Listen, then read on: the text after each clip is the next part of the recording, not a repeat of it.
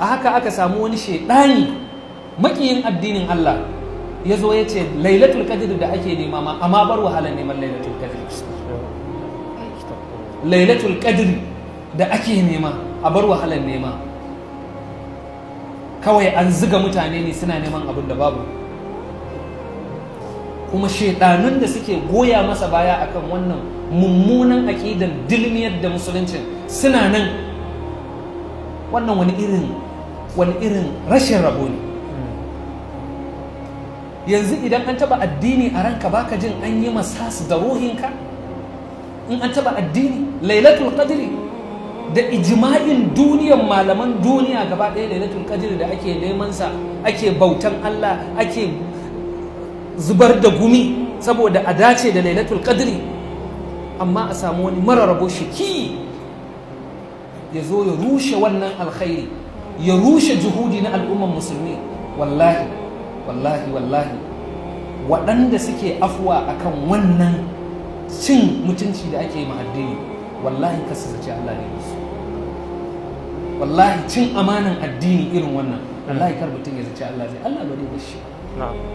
Allah ba zai barka ba.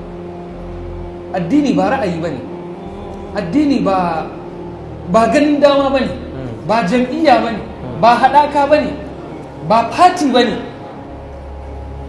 Ko uwanka ce da ubanka, Allah ya ce kunu qawwamina bi qisti shuhada lillahi. Duk wani daraja da wani maslahan da ya haɗa ka da mutum bai kai uwanka da ubanka ba, Allah ya ce akan uwanka da ubanka in gaskiya ya zo take ka faɗa. Ballantana akan maganan manzan Allah da a zuciyanka ka yadda manzan Allah ya faɗa, wani mare albarka ya ƙaryata maganan, kai kuma ka ce tun da bai taba maka wani abu ba, akwai wani abun da za a taba maka sama da wannan? Wallahi ku shiga taitayinku, in ba haka ba da ku yi laifi ma Allah, wanda Allah in yayi fushi da ku, wallahi Allah ubangiji ba zai karbi uzurin mutum ba. Saboda haka ku tashi ku nemi lailatul qadr. Wannan maganganun na shedanci kuma Allah yana gani. Waɗanda suke iya kokarin su dan su bada kariya wa addini, su bada kariya wa manzon Allah, suna nan suna yi. Allah ya taimake su. Waɗanda suka yi shiru kuma su zauna makisina fihi abadan, su yi shirun har abada. Allah zai taimaki gaskiya. Wala yansuranna Allahu man yansuruhu. Allah zai taimaki wanda ya taimake shi. Allah ya tabbatar da mu akan hanya madaidaiciya. Maulan mu Sheikh Tahir Usman Bauchi, Allah ya kara masa yarda, Allah ya kara masa karama, Allah ya kara masa karama, Allah ya kara masa kusanci da manzon Allah. Allah ya sanya albarka cikin ƴaƴansa da muridansa da almajiransa. Allah ya saka mu iyayenmu da alkhairi. Fatiha salatul fatih. Bismillahir rahmanir rahim. Alhamdulillahi rabbil alamin.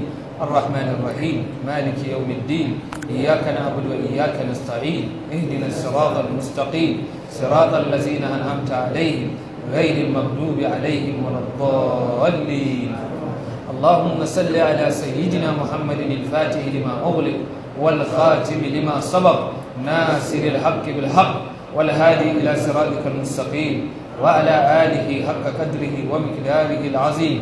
سبحان ربك رب العزة عما يصفون وسلام على المرسلين